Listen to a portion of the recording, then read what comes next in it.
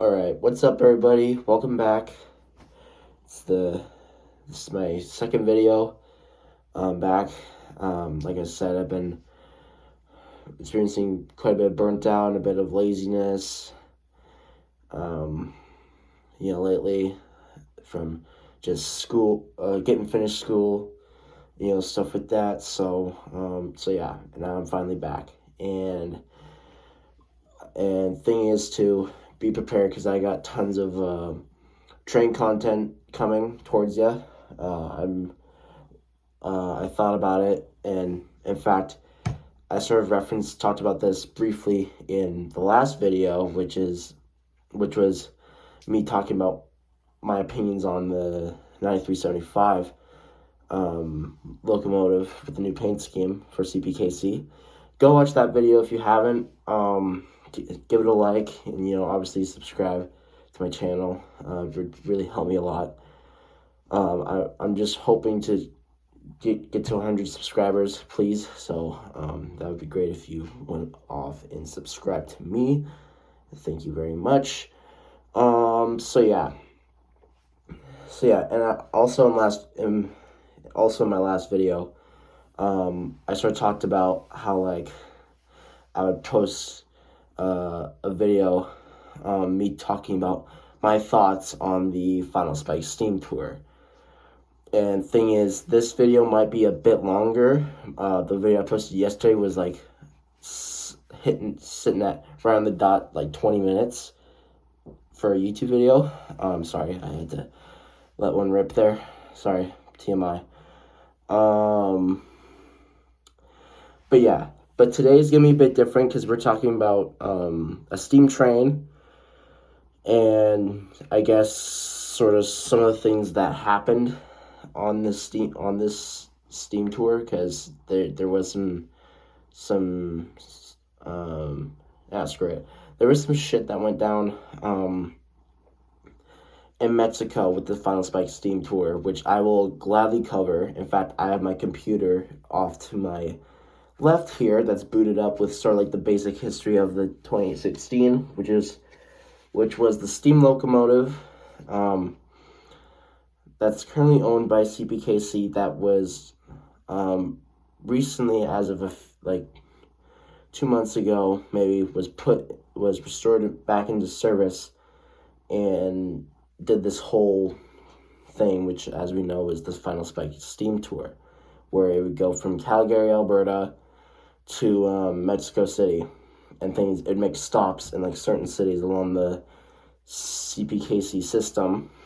And of course, there was some pretty amazing stuff that happened, and there's some pretty bad stuff that happened. And of course, I've seen other railfan YouTubers, on the YouTube platform, sort of talk about their thoughts on sending a CP 2016 down to Mexico. And I'm just gonna be straight up. I thought the same thing. To all those railfanners out who made those videos, shout out to them, because I had the same feelings as well. But at the same time, I didn't want to think negatively and thinking this was a totally crap idea to send a steam train down to Mexico, because not only that, we technically also broke 2 records for first Canadian steam train to cross North America, and just generally the first steam train to cross North America and into Mexico and stuff like that, on one single rail line too. One single stretch of rail line. It did it. No problem. Also, sorry if I yawn quite a bit. I did not get a good sleep last night, at all. So yeah. Sorry if I'm yawning quite a bit. Try my best not to. But yeah, so today's video might be quite a bit longer, and stuff like that. But I also have to try and be quick with this as well, because I have to do chores as well. So yeah. Let's just get right started into it. And I guess this will be the first part, and that's the introduction to the 2016. And I guess some of the equipment that was being used on this excursion, and of course the 2016 is a big part of it. So I got all the information hooked up here on Wikipedia and stuff like that. So here's the basic stuff that I already know. CPR 2016, also known as the Empress. I'm not going to go into why it's called the Empress, just because it's, I don't know, a bit confusing. I don't know. Maybe you guys would know, but I don't know. I definitely know, but I'm not going to tell you because, I don't know. I feel like you guys would be confused.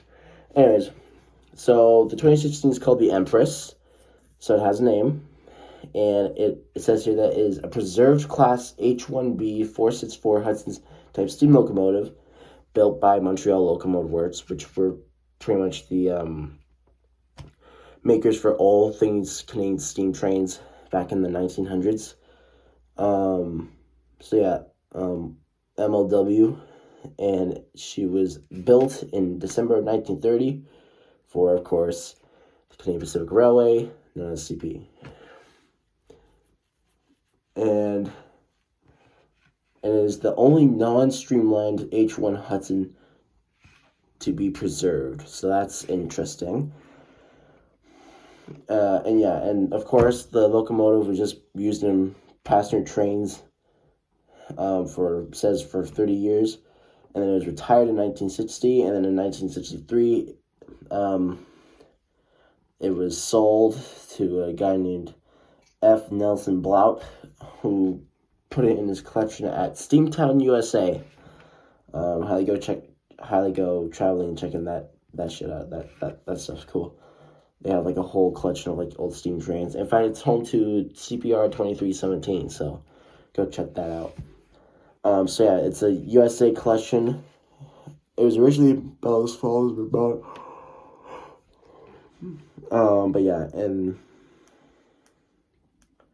and it was definitely surplus in the collection, stuff like that. And so, 2016 was then reacquired by CP in 1998, where crews from the British Columbia Railroad, all you BC Rail fans out there, basically restored the locomotive into operating condition. And then in 2001, the Empress returned to service, and was used by CP Canadian Pacific in occasional excursion service as part of their steam excursion program. Just to let you guys know, CPKC does not have the steam excursion anymore. Unfortunately, Keith Creel, the CEO / president of CPKC, got rid of it when he came into power over the company, which kind of sucked because pretty much as soon as when the 2016 gets back into Canada, or to Calgary in this case, it's probably never going to run again. They're probably just going to shed the engine, and it's never going to shine again. Which is why I don't know why they still have it. This same thing with the Royal Canadian Pacific. I don't know why they still have it either, because it's not like a bunch of people are gonna be like, oh my god, we can rent a steam train or whatever, and we can ride it. Yay! Apparently the Royal Canadian Pacific is for like private endeavors or whatever, which I find to be completely dumb, because despite the pricing too for it to rent it out privately is kind of expensive. So I don't think they're gonna make any money off that train anytime soon.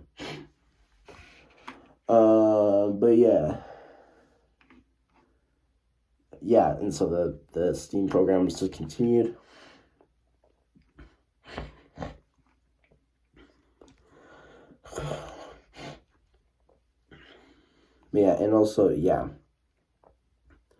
So the engine remained stored at CPKC's headquarters in Calgary,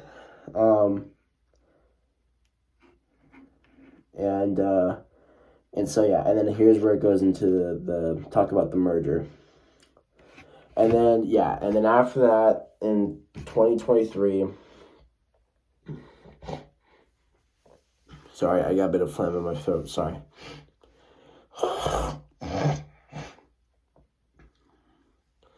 Sorry. And then, where is that? Oh, yeah. And then in 2023, CPKC,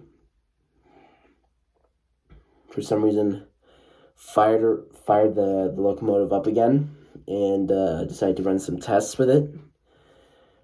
Because then around that time too, there was sort of the announcement of the Final Spike Steam Tour, where they would, of course, send the engine from Calgary. This is the part that really got me, and where I thought that they were kidding when they said this. They said they're going to send the 2016 the Empress on a 100-year-old steam train from Calgary, Alberta, all the way to Mexico City. That's going to be hard to do because, well, at least I thought so. But with the results that we're getting, looks like the tables have turned.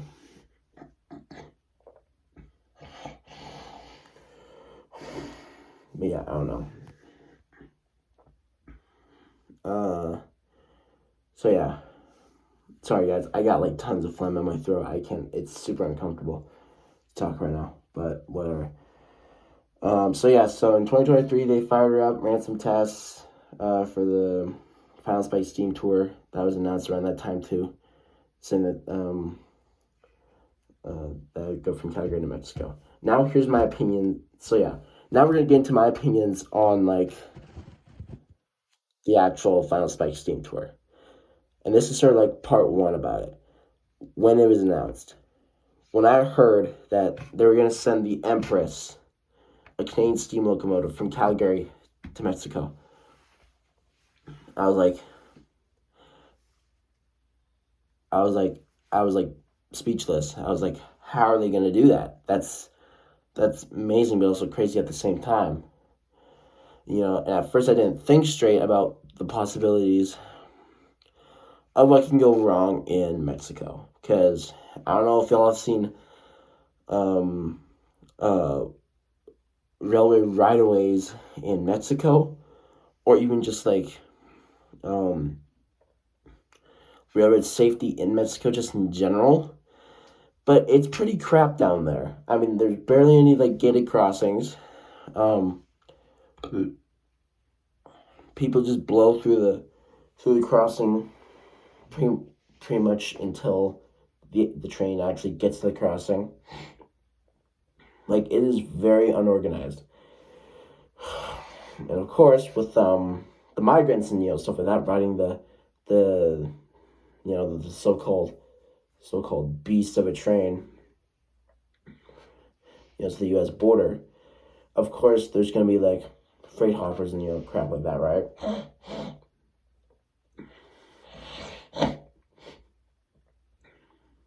So yeah.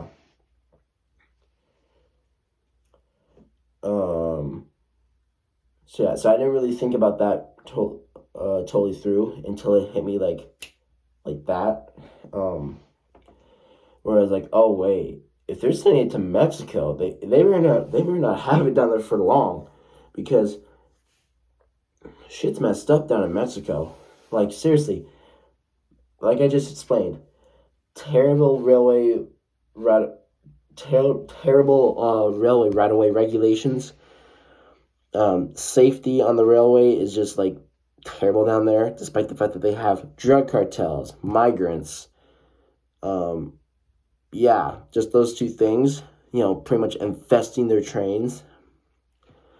And I guess also drug movements too, because I guess I would assume that the drug cartel uses the freight trains to like transport their coke or their meth or their heroin or something. I don't know.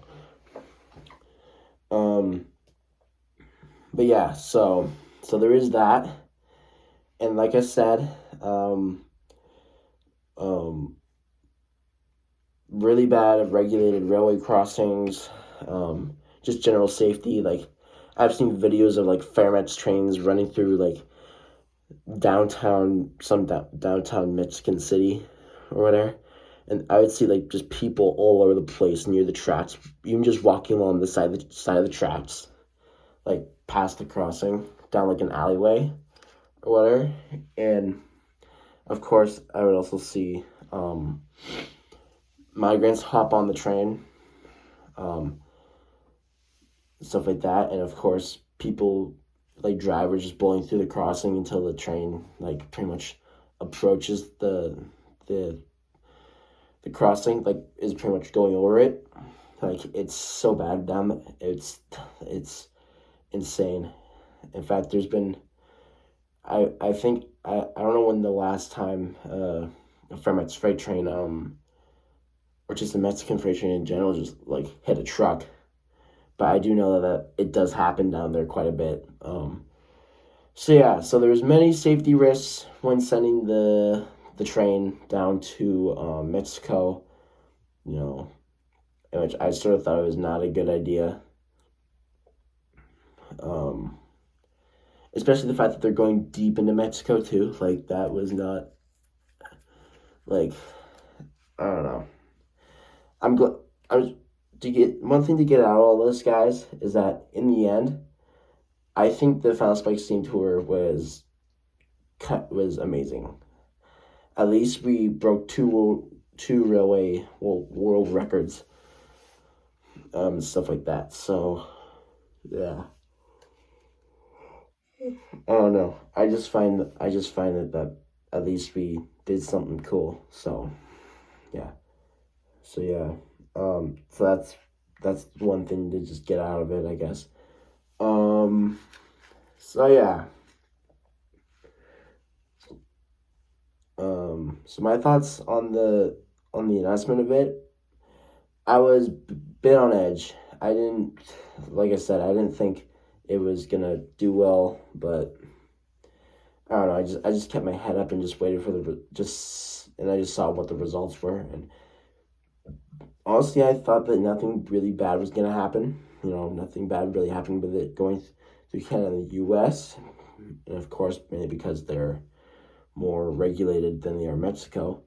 And thing is too, when it even got into Mexico, everything was fine at like first, but then as it got deeper and deeper into Mexico, it just stuff went terribly wrong, and which I'll get into those incidents later in the video. And then yeah, um,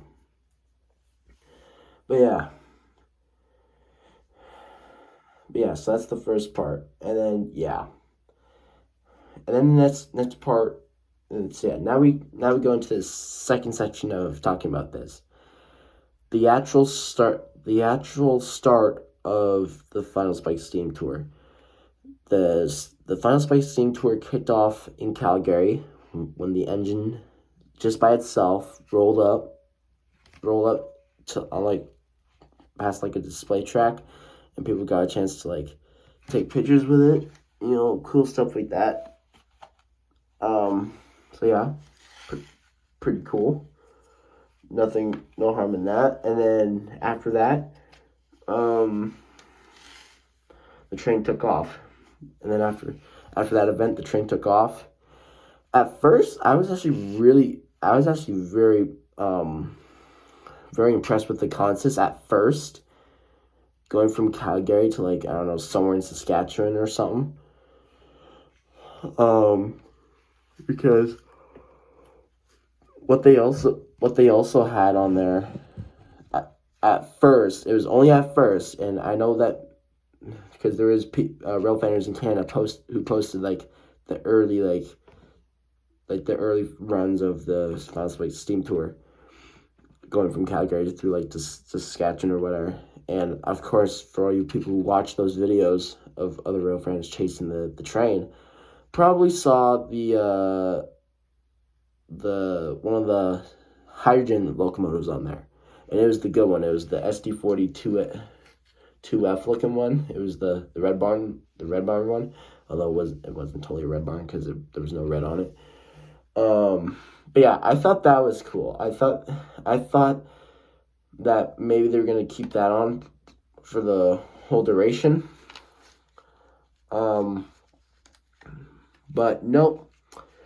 One thing that really kind of cheesed me is yet again about this is that they literally put the engine on, just to drag it with them, plus the two other F units that are with it, which were I think 1401 and 1400 maybe. I'm not sure. I forget, but whatever. Anyways, so it was the two F units and then the hydrogen unit.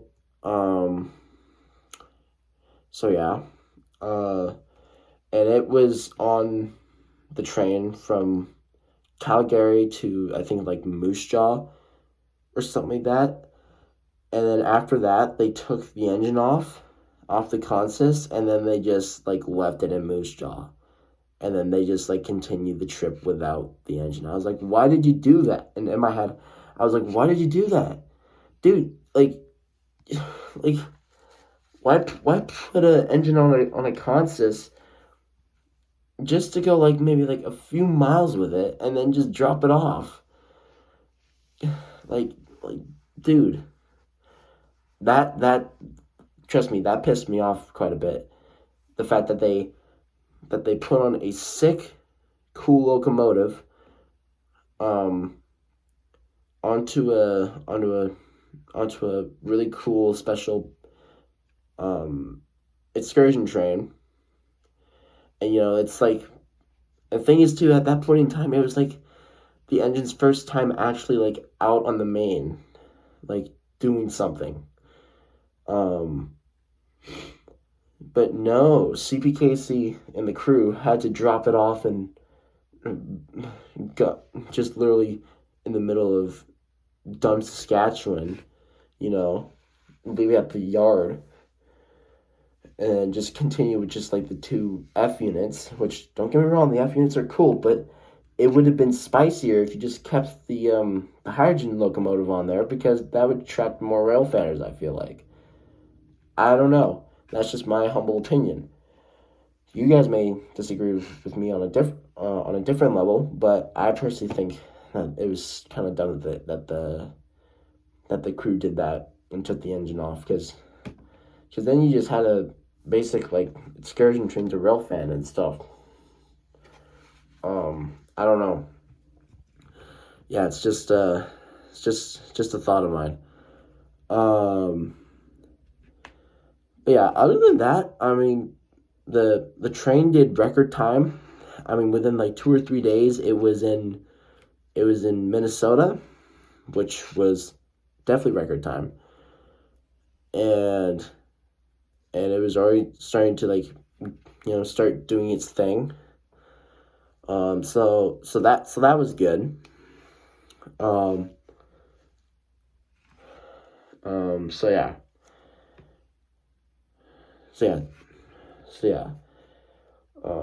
So besides me being a bit cheesed that they took the hydrogen engine off the consist of the train too soon, I think the Final Spike Steam Tour was off to a good start. I mean, they're making record time. They made it into the U.S. within like 2 or 3 days.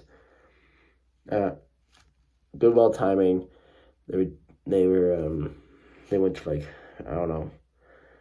They went to like St. Paul, and then they went to Franklin Park, stuff like that. And then they just continued onward and onward, and yeah. Until then, Kansas City, which of course in Kansas City something really big happened there, and I covered it in my other video. And I briefly referenced it talking about this video that I'm making right now. And that is the CPKC 9375, which is the first CPKC, at that time, the first CPKC locomotive we knew about. Of course, there's the KCS 4805 that was also painted into this game. But of course, 9375 was the first one to be shown up because it was originally a Canadian Pacific engine. So yeah, So yeah, and they did record time with that as well, because like after the showcase of the new paint scheme, like a day or two later, 9375 and 4805, they like went straight to work, and they started hauling trains like 2 days later, and I was seeing videos about it as well. And I was like, dude, that's so sick, like so cool. I love it. Um, but yeah, yeah, yeah. So, and I thought that was cool. I thought that was really cool because thing is too, guys, I follow CPKC on Instagram, and the thing is, I saw like the first like when they completed the 9375 paint job, like the new paint job. They had like a little trailer for it, and the trailer was sick. And when I actually like saw the engine in its entirety, I was like, "Oh my god, dude!" And then of course, I think it was on like the Final Spike Steam Tour page or whatever, where they said just like, and we'll be showing the new CPKC engine, you know. So I was like, dude, that's that, dude. This is getting this is just getting too exciting. Wow. And then of course, videos started popping up, stuff like that. Real fan was chasing the train from Kansas City to like I don't know Iowa or I don't know somewhere. But yeah. All right, let's see here. 26 minutes. Damn. Okay, and now we're getting to so yeah, I pretty much covered the main part, which is the the engine's now on the rails and it's now like heading to Mexico. Okay. Now we're going to cover part 3.5, I guess, because yeah, there's going to be quite a bit to cover in this one, because of course this is when 2016 makes it into Mexico. At first, everything was fine, and I was really excited. Everything was looking good, and people were rail fanning the mountains and chasing the train, and blah blah blah blah blah. But then stuff started really getting out of hand in Mexico, and I started hearing about it, and I just started becoming just like so disappointed. Now, I'm not going to rant to the people of Mexico, but I'm just going to say right now, this is just a general reminder for everyone, be careful around railroad tracks, because seriously, you may think that you can beat a train, and you think, yeah, oh, yes, whatever, there's no train, blah, blah, blah, blah, blah. You never know when a train's going to be coming. You, like, if you're not into trains, and you just like, see train tracks and you think nothing of it and you just walk across, then there's something wrong. There really is, because you're putting yourself at risk of death or injury by train. Because trains, they're sneaky that way. They can sneak up on you and you don't even know it. Because thing is too, train in certain areas there can be like more than just one train track. There can be like 2 or 3 tracks, or hell, even 4 tracks. Hell, there can even be like a whole Y, where like a track like curves out onto a separate main line, and y'all gotta be careful. So yeah, seriously, guys, take my word for it. Take all the other railroads' word for it. There's a reason why we have like organizations like Operation Lifesaver, stuff like that, and that's to prevent people from getting hit or killed by freight trains and just trains in general, because we also have passenger trains or commuter trains, I guess, as well. But yeah, so yeah. So I started hearing about, anyways, back to 2016. Anyways, so I started hearing about some really sad stuff that was going on with the 2016 in Mexico. People were, well, the first thing, actually, I'll talk about that in a sec, but I just want to talk about the basic stuff. So I saw videos and things. Shout out to these other YouTubers that covered the incidents that happened to the 2869 in Mexico, because then I got a full grasp of like actually like what happened. Basically, when the train got into like the heart of Mexico, pretty much stuff started going downhill real quick. There was tons and tons of people gathering by the train tracks.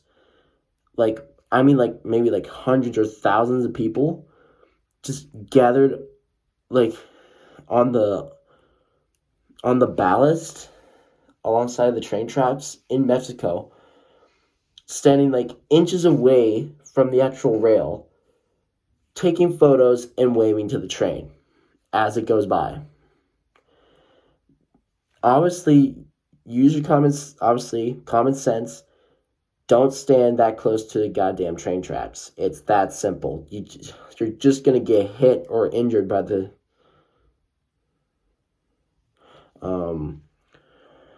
but yeah, so, and that wasn't just happening in just like one particular city. It was happening in like a bunch of cities where there was people like walking along the tracks just to like get a good shot of the train. There was people like yeah, in fact there was at one point where crews had to be brought in to actually like guide the train slowly at like 5 miles an hour just to clear through the crowd of people. It was so bad. They even had to get like, I don't know, extra security for the train. Like as in like aren't like like like armed personnel to stand by the train so that way no one climbs on it and no one like, yeah. So yeah. And trust me, I saw pictures of that. I saw a bunch of pictures of the people gathered by the train tracks and just like pretty much like blocking the clear path of the train. Not good. There was 2 cases where people start climbing. Let me exaggerate that. Climbing on the goddamn engine. They were climbing on the tenders. They were climbing, I think, on the nose of the 2016. They were climbing on the train. They were climbing onto like the F units, I think, too, as well, and just hanging off of them. They were just like being ruthless with the train. Now, just know, I do get steam trains aren't like excursion services and big high quality steam or like excursion business trains or whatever. They're not that big down there in Mexico. But just because you see something cool doesn't mean you have the right to like destroy it or vandalize it or whatever. Because yeah, there was tons of people climbing on the damn thing, and it disgusted me. It absolutely disgusted me, and in my opinion, should make Mexico look bad, because the fact that they're not properly regulating that kind of shit down there is a big no.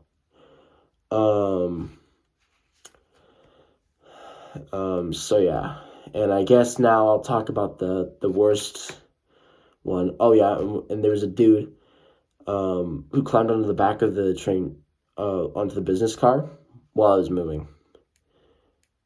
Homie like barely lasted like a few seconds on it before he hopped off, but I assume he was arrested. So yeah, but now I'm gonna talk about the accident. Now, no, I don't think there was any significant damage in this accident, but there was a fatality down in Mexico.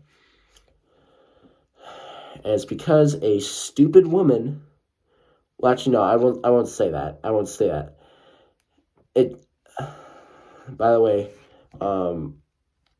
I send prospects to the family who lost this person. Okay, this is gonna be rough. Let's just say, the train was this 2016 was highballing somewhere in Mexico, and there's people gathered by the train tracks to see it. There was a woman who turned out to be a teacher there in Mexico with her son by her side. She was really close to the train tracks, sitting on the ballast, like she was really close to the rail. And here's what she did. She turns around, crouches alongside of the rails, like the actual rail line. She pulls out her phone and starts trying to take a selfie with the train. And as she's about to take a selfie with the train, as this 2016 highballs past her, the train hit her, like the actual giant cylinder block or whatever, where like the pistons go into. The train, she was hit in the back of the head by the cylinder block or whatever, and she was killed instantly because the train was going like, I don't know, I want to say like 60 miles an hour, maybe. That's my guess. Most likely 60 miles an hour, maybe more. Because the impact was so hard, you can hear like her head smashing against like you could hear the impact, and it was just like a big dunk. It was, and I saw the video, and I was like, oh my god, dude. I was speechless. Seriously, I'm not kidding you. I was so speechless when I saw that. Like seriously, she was just crouched down, and the cylinders for the pistons, and the giant cylinders for the pistons, since they're out quite far over past the actual rail perimeter. She was too close, and just took her out, knocked her ass out cold. She couldn't she was killed instantly, and then she had her kid with her. Like that's so messed up. And yeah, and then I believe some of the other incidents that I talked about just minutes ago took place after that.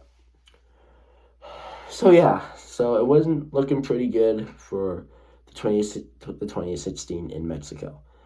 And from that point on, people started hearing about it and started making the final conclusion, just like, don't send it down there again. And at this point in time, I'm going to agree with those people. Because if Mexico can't respect, Canada's shit, then they can, specifically with like old routes like steam trains. Like if they can't respect that, then they don't get no steam train no more. This is like kitty crap right here. Like they don't get it.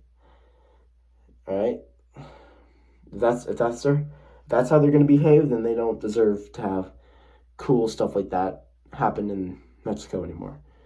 And I sure hope it doesn't, because I personally think like before they send something else, another cool train down there, Mexico has to tighten that shit up, because it's not gonna slide with the railroad, and I just know that as a fact. It's just not.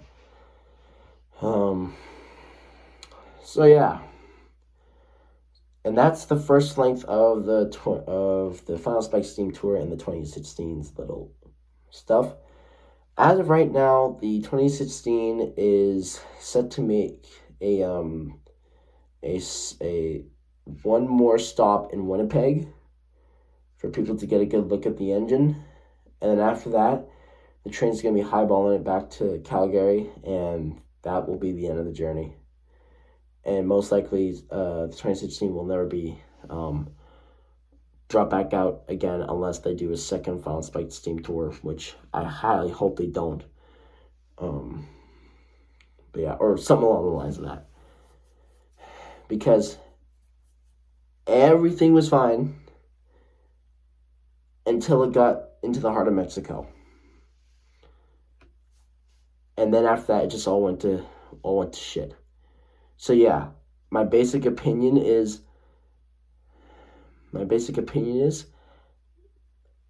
to mainly CPKC, and that is that maybe you guys weren't aware maybe about the serious unregulated right-of-ways and railway regulation down in Mexico. Maybe you were, maybe you weren't. Maybe you decided to chance it and maybe think that there'd be a slight chance in luck. But I'm just going to tell you right now, that is not the case, and there was a bit of bad outcome that came out from this. In fact, it was so bad that when the 2016 had to leave Mexico, they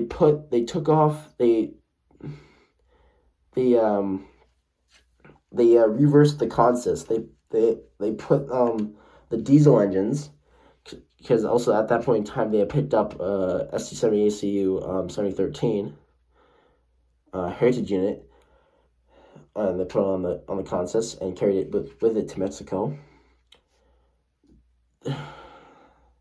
They had to put the F units and those secondary helper units in front of the engine, in front of the Empress, and sort of help guide it out of Mexico without it getting like shit canned or whatever. So yeah.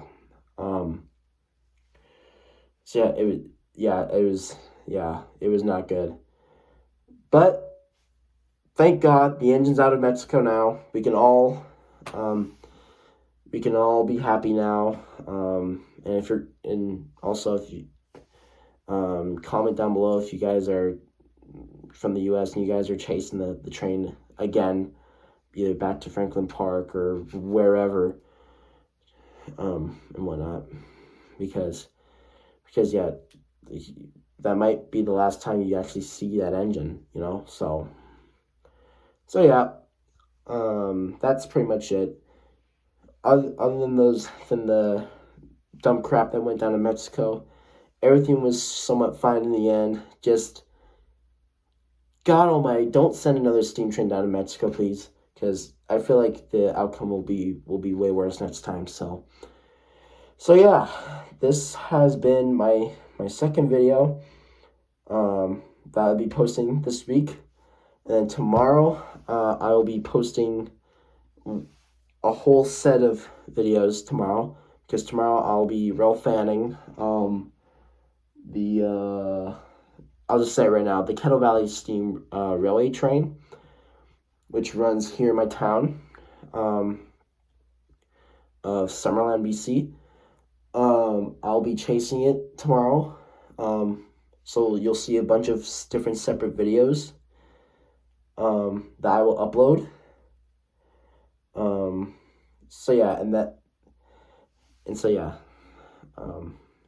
And honestly, it's just gonna be great because it's really the only steam train that I can actually see. I can't fly and go see the Empress because it's constantly moving and whatnot. When here, I mean the nearest I can't really go to any of the stations except for one, which I live maybe 20 minutes away from. There's a little good little rail fan spot, which you guys will see tomorrow when I do those videos.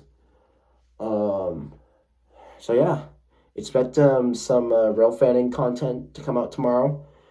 I'll be out all day, pretty much, I guess. Maybe it'll be depending. So yeah, and I might also start another thing up with I might start a little locomotive talk series, maybe. I'll keep you guys updated on that. And yeah, and also another thing, go check out my homies Arwen Jane and Ant Gamer.